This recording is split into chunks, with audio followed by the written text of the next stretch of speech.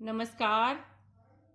आज हम पढ़ने वाले हैं रक्त व रक्त समूह के बारे में। रक्त एक तरल जीवित ऊतक है। ऊतक के प्रकार के हिसाब से देखें तो यह संयोजी ऊतक है।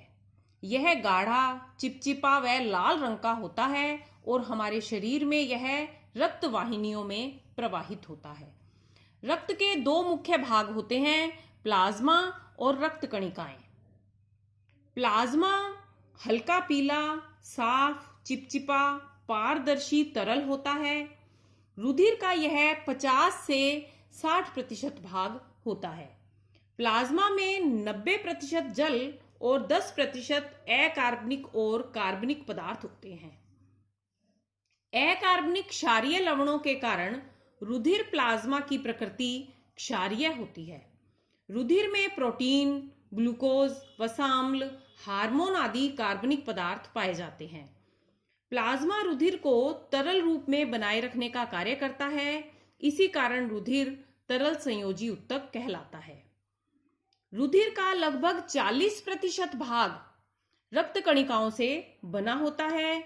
ये रक्त कणिकाएं 3 प्रकार की होती हैं: लाल रुधिर कणिकाएं, श्वेत रुधिर कणिकाएं और बिंबाणु। लाल रुधिर कणिकाएं, जिन्हें आरबीसी या इरिथ्रोसाइट्स भी कहा जाता है। आरबीसी गैसों का परिवहन और विनिमय करती हैं। यह इनका मुख्य कार्य है। श्वेत रुधिर कणिकाएं, जिन्हें डब्ल्यूबीसी या ल्यूकोसाइट्स भी कहा जाता है, प्रतिरक्षा में हमने जिस लसिका कोशिका के बारे में पढ़ा था, वे एक प्रकार की श्वेत रुधिर कणिकाएं ही होती हैं। यानी डब्ल्यूबीसी शरीर की रोगाणुओं से रक्षा करती हैं। बिंबाणु, जिन्हें प्लेटलेट्स या थ्रोम्बोसाइट्स कहा जाता है, इनका मुख्य कार्य है रक्त वाहिनियों की सुरक्षा और रक्तस्राव रोकने में मदद करना। सन 1901 में कार्ल लैंडस्टीनर ने रक्त समूह के बारे में बताया। इन्होंने विभिन्न रक्त समूहों के बारे में बताया और रक्त की जो आरबीसी की सतह है, यानी लाल रक्त कणिकाओं की सतह पर प्रतिजन की उपस्थिति या अनुपस्थिति के आधार पर इन्होंने रक्त को कई वर्गों में बांटा। प्रतिजन की उपस्थिति या अनुपस्थिति, ये प्रतिजन 2 प्रकार के हैं, ए और बी। ये प्रतिजन जो रक्त में होंगे, ये 2 विकल्पी से उत्पन्न होते हैं, जिनमें एक माता से और एक पिता से प्राप्त होता है। इस आधार पर रक्त वर्ग हुए 4 प्रकार के। प्रतिजन की उपस्थिति के आधार पर अगर ए प्रतिजन उपस्थित है तो रक्त वर्ग हुआ ए, बी प्रतिजन उपस्थित है तो रक्त वर्ग हुआ बी, और दोनों प्रतिजन ए और बी दोनों प्रतिजन अगर उपस्थित हैं तो रक्त वर्ग हुआ ए बी, और अगर दोनों प्रतिजन अनुपस्थित हैं तो रक्त वर्ग हुआ ओ। यानी ए प्रकार के रक्त में आरबीसी की सतह पर ए प्रतिजन पाया जाता है। बी रक्त वर्ग में आरबीसी की सतह पर बी प्रतिजन पाया जाता है, और ए बी रक्त समूह या रक्त वर्ग में दोनों प्रतिजन पाए जाते हैं, और ओ रक्त समूह में कोई भी प्रतिजन उपस्थित नहीं होता।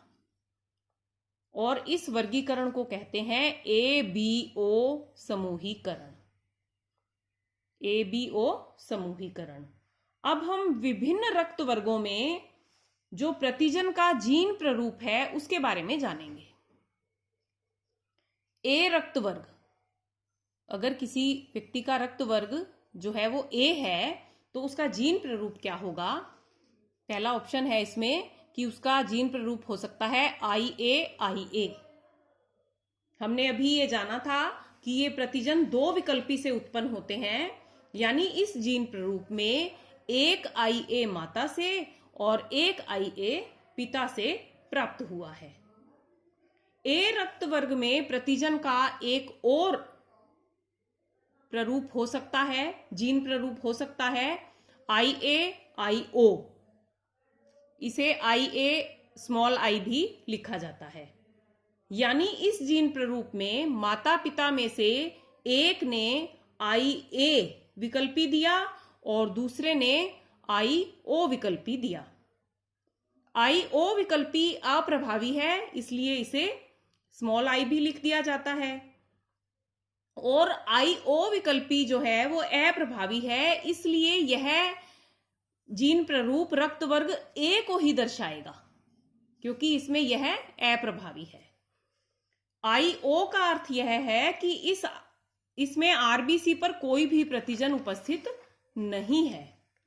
इसी प्रकार B रक्त वर्ग में RBC की जो सतह है उस पर B प्रतिजन होगा और उसके भी दो जीन प्ररूप होंगे, IB और IBI।